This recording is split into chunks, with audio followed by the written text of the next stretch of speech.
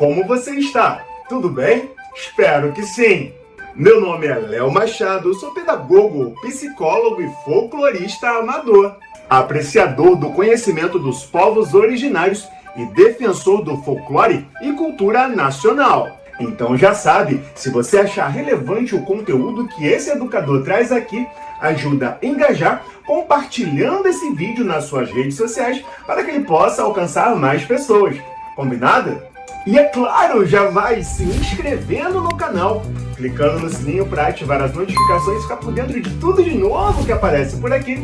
E também convido a deixando aí o seu joinha, o seu gostei, vai ajudar muito. Esse vídeo é a terceira parte do projeto de contações indígenas. No primeiro, e o link vai aí acima nos cards para quem quiser assistir, contei 6 histórias dos indígenas brasileiros retiradas do livro As 100 Melhores Lendas do Folclore Brasileiro de Fantini. Já no segundo, apresentei 8 narrativas de indígenas fantásticos como meio-morcegos, gigantes e canibais albinos, retiradas do livro Minha Coleção de Mitos do Folclore Brasileiro, da Luciana Garcia. Já nesse vídeo lhes apresentarei 6 contações indígenas retiradas do livro Contos Indígenas Brasileiros, do Daniel Munduruku. O Daniel Munduruku é escritor, professor, ator e ativista indígena brasileiro do povo Munduruku. Autor de mais de 60 livros, já ganhou 2 prêmios Jabuti e mais recentemente tem mostrado seu talento como ator na novela Terra e Paixão, representando um sábio pajé. Convido, ao final desse vídeo, a pesquisar sobre a obra literária desse incrível autor. Afinal, ele contribui lindamente ao divulgar as histórias e os contos dos indígenas brasileiros. Então, sem mais delongas, fiquem com as contações desses contos indígenas brasileiros que foram ilustrados pelo incrível ilustrador Yuri que desenha. Aproveita e segue ele lá nas redes sociais como estímulo para ele continuar produzindo essas belíssimas ilustrações. Combinado? Contação do mundo do centro da Terra ao mundo de cima. Conto do povo Munduruku, mito tupi. Karu Saikabe, o grande criador, sempre andava em companhia do seu fiel amigo Hairu, que, embora fosse muito poderoso, gostava de se divertir. E um dia, brincando, criou um tatu juntando folhas, gravetos, cipós e resina feita com cera de mel. Para secar essa resina, enterrou seu tatu embaixo da terra, deixando apenas o rabo para fora. Hairu foi segurar no rabo do tatu, mas sua mão acabou ficando presa, pois a resina ainda não estava sólida o suficiente. E para resolver essa demanda, deu vida à sua obra, que ao invés de sair, cavou adentrando cada vez mais fundo, até o centro da Terra, onde Hairu encontrou muitas pessoas de todo tipo morando. Impressionado, Hairu subiu até a superfície e contou sobre aquela gente subterrânea para Karu, que resolveu trazê-los para o mundo acima. Para tal, criou uma pelota, jogou-a no chão e imediatamente nasceu um pé de algodão. Com suas fibras, fez uma corda, passou pela cintura de Hairu e ordenou que fosse ao centro da terra buscá-los. Quando lá chegou, contou das maravilhas do mundo de cima, a fim de instigá-los a sair. Os primeiros a subir foram os feios e preguiçosos, pois achavam que encontrariam comida com facilidade. Depois subiram os bonitos e formosos. No entanto, quando esses estavam quase alcançando o topo, a corda arrebentou, derrubando um grande número que continuou a viver lá.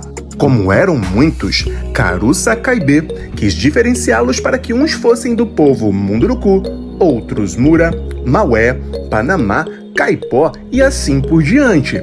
Fez isso pintando uns de verde, outros de vermelho, outros de amarelo e outros de preto. Contudo, os feios e preguiçosos adormeceram, irritando o Karu, que em punição os transformou em passarinhos, porcos do mato, borboleta e outros bichos que passaram a habitar a floresta.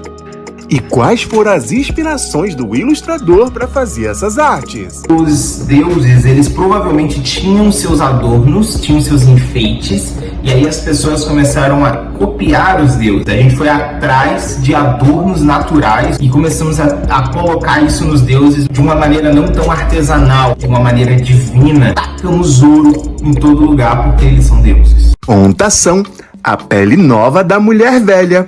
Conto do povo Nambiquiwara, que habitam o Mato Grosso e o sul de Rondônia.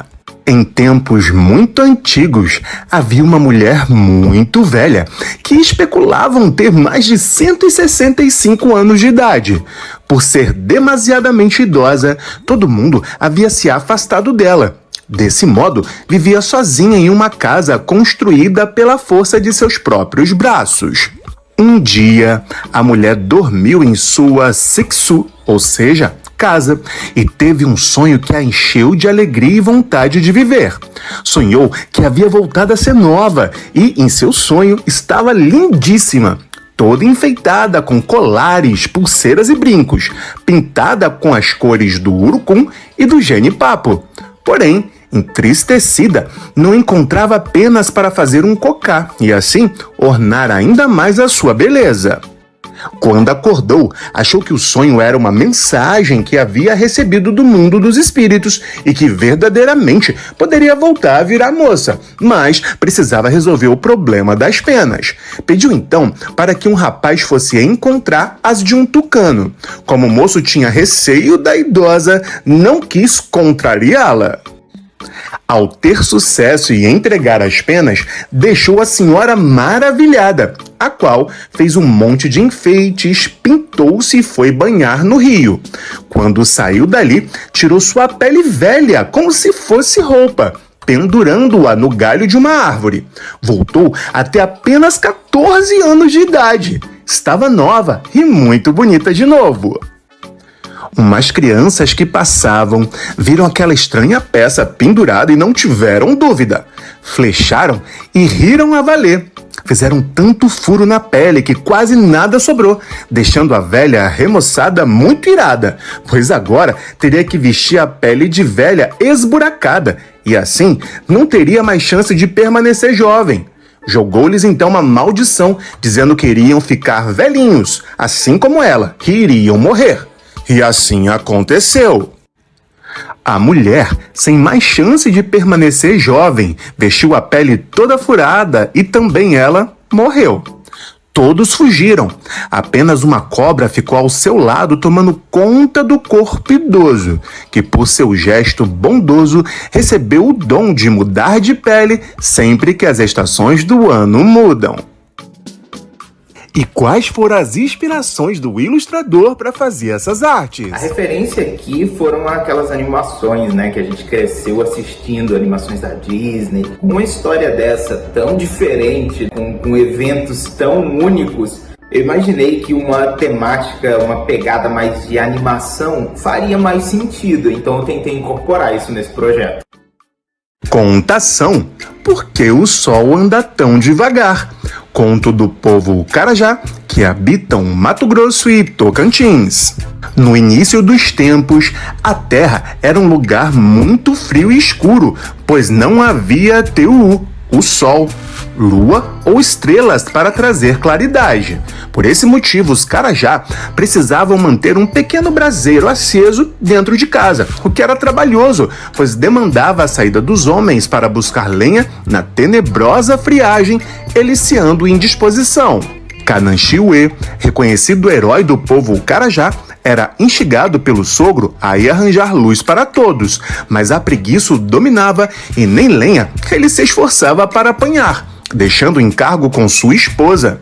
Não queria saber de enfrentar a noite escura e fria da mata. Indignado, o sogro foi ele mesmo buscar lenha na mata, mas com a idade avançada caiu e se machucou todo.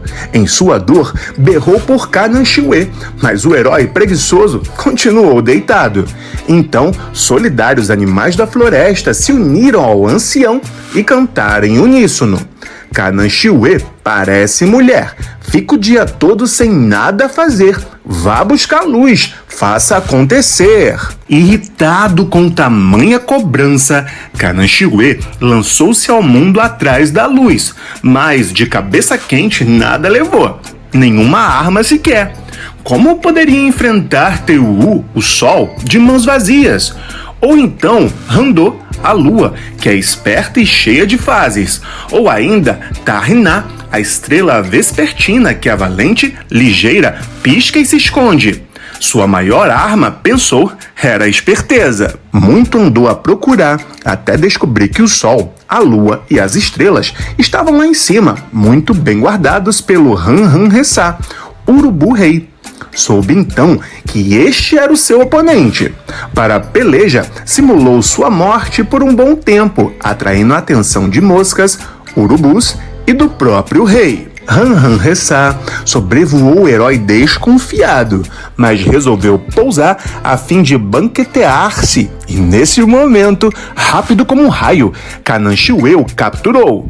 Encarcerado, virou motivo de chacota de todos os animais. Não aguentando ser piada, a ave clamou por sua liberdade, dando sua palavra que faria qualquer coisa por ela. Na barganha, o herói exigiu Tahriná, a luz das estrelas, Randô, a luz da lua, e Teu, a luz do sol. Entretanto, Ran-Ran-Ressá, irritado com tudo aquilo, falou ao sol que passasse rápido para que não houvesse tempo de aproveitarem seu calor e sua luz. Irritadiços, os Carajá foram reclamar uma vez mais com Cananchue. No desfecho, o herói foi para o topo de uma grande palmeira e quando o sol passou, agarrou em sua cabeleira. Mas era tão quente que escorregou para o seu pescoço. Ainda muito quente, deslizou até a sua barriga. Ainda com calor insuportável, foi escorregando até alcançar a batata da perna, onde segurou firme e não largou, obrigando o Teu a diminuir a velocidade de sua passagem, deixando assim os Carajá finalmente satisfeitos. E quais foram as inspirações do ilustrador para fazer essas artes? Bom, para minha principal referência aqui eu usei a pintura de Alexandre Cabanel, aquela imagem do anjo caído, porque eu queria representar a raiva que o urubu-rei estaria sentindo depois de ter sido derrotado por um humano sem arma nenhuma. Todas as outras imagens giraram em torno dessa ideia original. Contação: A Origem do Fumo. Conto do povo indígena Terena que habitam Mato Grosso do Sul, São Paulo e Paraná. Havia uma mulher que não gostava muito do seu marido e por isso resolveu fazer um feitiço contra ele. Para tal, usou o broto da árvore caraguatá, arrancando e colocando dentro dele seu próprio sangue. Dizem que é por isso que esta árvore tem o centro da cor vermelha. A mulher deu o broto para o marido comer, que de imediato sentiu suas forças esvaírem, ficando prostrado em desalento. Entretanto, o filho dele, que havia visto a mulher fazer aquela maldade, a delatou, o que despertou incredulidade, decepção e raiva em seu pai. Vou me vingar dela, decidiu. Reuniu as forças que ainda tinha e adentrou a floresta. Lá, notou que havia uma cobra e uma abelheira jati no tronco da lixeira, árvore que recebe esse nome por ter folhas grossas como lixas. Então, furou a árvore para tirar o mel, matou a cobra, abrindo-lhe a barriga e tirando o filhote que lá estava, misturando tudo com mel, reservando-o em uma vasilha. Ao chegar em casa, a mulher foi direto ao marido para provar o mel, o qual lhe entregou a mistura e, ao comê-lo com avidez, causou uma coceira em todo o seu corpo. Ao perceber a tramóia, ficou furiosa, ameaçando matar o marido, que a rebateu dizendo que a maldade inicial tinha sido dela. Ensandecida, a mulher correu atrás do esposo, que fugiu de imediato e, em meio à perseguição, acabou subindo em uma árvore com 3 filhotes de papagaio, arremessando um deles em direção a ela, que, sem parar, o devorou em uma só bocada. Jogou o segundo filhote sobre a mulher, que parou para comê-lo, mas o tempo não foi o suficiente para a fuga, precisando jogar o terceiro, dando oportunidade para descer e continuar a fugir. Lembrou-se então de um fojo, uma espécie de buraco-armadilha para caçar animais. Foi em direção a ele, com a mulher ainda no seu encalço, e, como ela não sabia da existência, caiu lá dentro. o tombo foi fatal e ela morreu. Tempos depois, nasceu ali uma árvore com folhas amareladas, as quais ele retirou e deixou secar ao sol, e após, colocou em seu cachimbo feito de barro, resolvendo fumá-la. Pitou sozinho, mas o perfume da planta era tão gostoso que logo outros chegaram para aproveitar o mesmo fumo que o marido da mulher feiticeira. E quais foram as inspirações do ilustrador para fazer essas artes? Bom, aqui eu tentei voltar para aquela ideia das histórias em quadrinho com os personagens mais cartoonizados, mais com cara de animação, porque é uma história muito diferente, ela é uma história muito exagerada, com coisas que não faziam muito sentido com o realismo, então eu exagerei. Contação depois do dilúvio. Conto do povo Caingangue que habitam a região sul. Os idosos do povo Caingangue contam que nos tempos dos criadores houve um enorme dilúvio, ficando para fora apenas o pico da serra Criji-Jimbê. Muitas pessoas tentaram alcançá-lo, mas algumas se afogaram, virando espíritos moradores do centro da serra. Depois que as águas baixaram, os espíritos do centro da terra abriram caminho para fora, saindo por duas veredas. Os Caiurucré saíram no lugar plano e cristalino, por isso tinham os pés pequenos. Já os Camé saíram por um lugar pedregoso, seco e cheio de espinhos, e por isso ficaram com os pés grandes.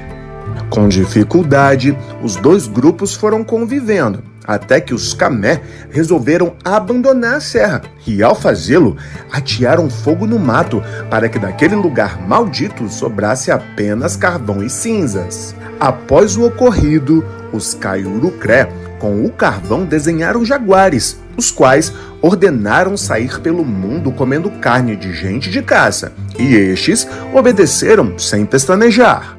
Como o desenho desses predadores consumiu muito carvão, usaram as cinzas para fazer antas, a fim de enviá-las ao mundo com o mesmo propósito de comer caça. Contudo, essas não saíram perfeitas e, com isso, não ouviram as vozes de seus criadores, passando a comer apenas folhas de árvores e ramos. Os criadores continuaram a fazer com as cinzas outros animais e estavam acabando de esculpir mais um deles. Contudo, o crepúsculo começou a ganhar os céus e, como a claridade era perigosa para os genitores, acrescentaram às pressas galhos como gambiarras para finalizar o tamanduá. Por isso, para eles, uma criatura incompleta e imperfeita. Por sua vez, os Camé criaram também muitos animais, e devido à sua rivalidade, esses tiveram gênese com o propósito de combater os da outra metade: pumas, cobras peçonhentas e vespas. Dessa forma, as metades digladiavam entre si, a fim de obter o governo dos animais. A contenda só se findou quando resolveram unir forças através do casamento entre os moços Caiurucré e as moças Camé. Com a dança das varinhas, celebravam até que apareceu um tamanduá-mirim, colocando-se de pé, dançando e dizendo que teriam filhos humanos. A partir daí, o povo compreendeu que aquele animal era um velho sábio e não um produto defeituoso, respeitando-o. E quais foram as inspirações do ilustrador para fazer essas artes? A diferença entre os dois povos, também representados pelas cores, sempre o azul e o vermelho, e o que foi mais legal de fazer foi aquela parte dos ossos, onde a estrutura óssea deles fica visível. Isso foi sensacional e eu busquei fazer isso sempre da melhor maneira para que a gente conseguisse entender que eles são espíritos, mas nem tanto. A proeza do caçador contra o curupira. Conto do povo tucano que habitam o Amazonas, quase fronteira com a Colômbia. No coração da floresta amazônica, os anciãos do povo tucano contam a história de um caçador que saiu para caçar, pois sua família estava faminta, tendo, após muitas horas, conseguindo pegar apenas um pequeno macaco, insuficiente para alimentar todos. A noite caiu e, com ela, o medo de encontrar espíritos noturnos da floresta, em especial o curupira, protetor dos animais, que enlouquece os caçadores desavisados que teimam pernoitar no mato. De repente, ouve-se um farfalhar de folhas secas, seguida de um barulho. A batida do curupira, que batia nos troncos das árvores a fim de conferir se essas estavam firmes. Afinal, seu trabalho é de zelar por toda a natureza. Então, um vulto se aproximou da árvore ao lado do caçador, sentou-se na raiz e espreitou. Estava muito escuro e, mesmo usando sua vasta cabeleira de fogo, o curupira não conseguia ver com clareza. Contudo, chegou ao indígena pelo cheiro que a caça exalava. Um faro de fome, muita fome. Como é que você está, meu neto? Eu estou bem, meu avô. E você, como está? Eu estou bem, meu neto. Mas como é isso, meu neto? No mato a essa hora da noite? Eu estou perdido, meu avô. Você não andou caçando os meus animais na mata, andou? Nunca faria uma coisa dessas. Eu só tô perdido. Eu fui atravessar um mato e escureceu muito rápido. Aí eu me perdi. Ah, isso é bom. Muito bom. Faz quanto tempo que saiu de casa? No dia que passou. Acho que você deve estar perdido. Pois se fosse um bom caçador, não estaria aqui. Que cheiro é esse, meu neto? Estou com muita fome, meu neto. Você conseguiu alguma caça? Não, eu não vim caçar, meu avô. Ah, não tem nada? Então eu vou comer a sua mão. O homem, mais que depressa, cortou a mão direita do macaco e deu para o curupira. Este, por sua vez, devorou-a com avidez. Imediatamente, o caçador cortou a mão esquerda e a entregou ao curupira, que se deliciou com a iguaria. Insatisfeito, porém, o espírito pediu um pé, recebendo primeiro o direito e depois o esquerdo, devorando-os com uma voracidade e gulodice.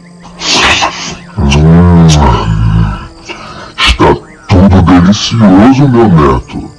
Mas ainda lhe resta o coração. Pode me dar seu coração?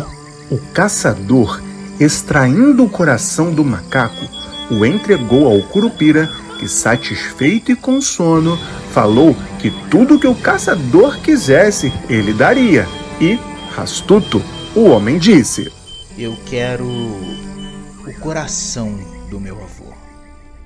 Apesar do curupira achar o pedido estranho, havia empenhado a sua palavra. Com isso, pegou a faca do moço e a enterrou inteira no coração.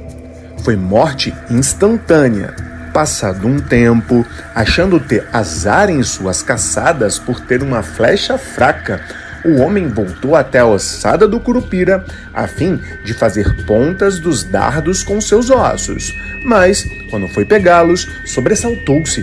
O espírito foi revivendo e logo dizendo: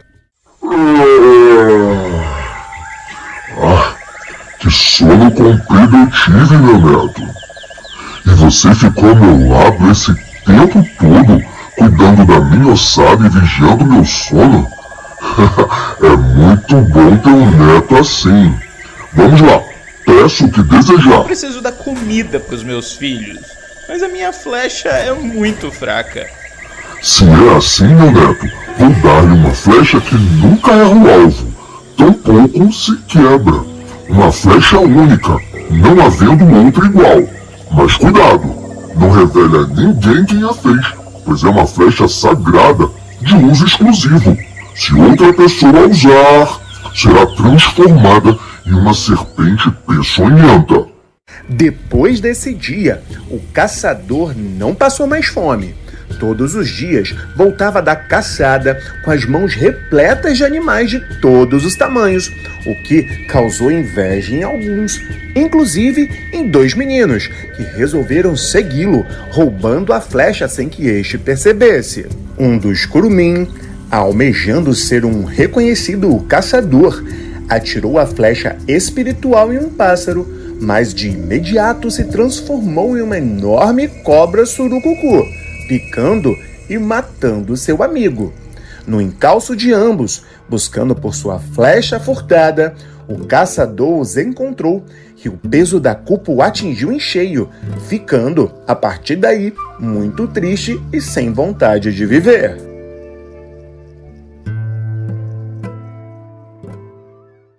Vamos chegando então ao final do vídeo de hoje. Espero que você tenha gostado de todo esse conteúdo que eu trouxe especialmente para você. E se liga, para encerrar o vídeo eu quero deixar uma frase do Daniel Munduruku que diz: quando a gente chama alguém de índio, não ofende só uma pessoa, ofende culturas que existem há milhares de anos.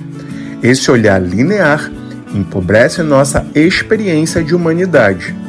A gente defende um sistema de vida que tem dado certo há 3.000 anos. E já sabe, né? Não deixa de se inscrever no canal, compartilhar esse vídeo nas suas redes sociais e, claro, deixar o seu joinha. Gratidão enorme para você que assistiu até aqui. Nos vemos numa próxima contação. Fui!